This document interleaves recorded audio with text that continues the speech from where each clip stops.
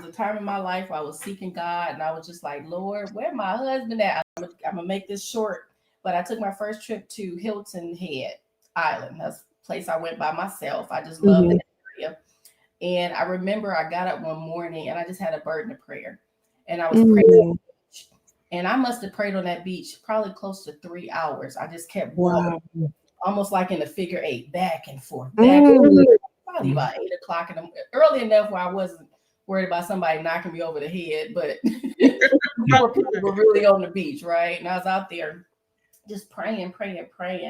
And I didn't necessarily get a specific word or anything like that, but I know my prayers are heard.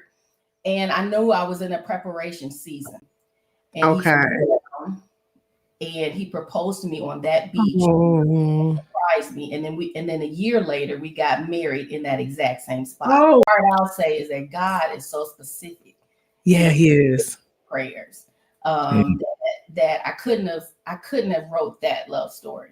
Now there's a lot happening between.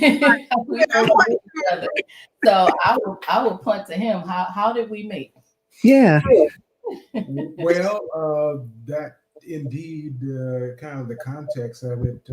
So I grew up in a close-knit family, mom and dad, and the 5 kids. And so what I knew of life was family and marriage and commitment.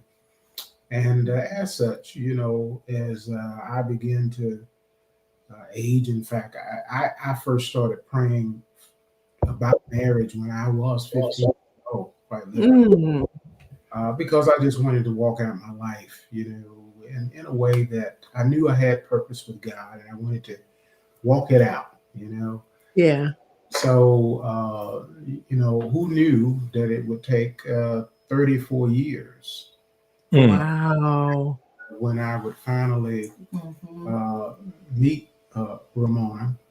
But, through much prayer, much searching, looking, the way we actually met is that family encouraged. They said, well, why don't you go online? Oh, wow. Why don't you go online? Of course, I dismissed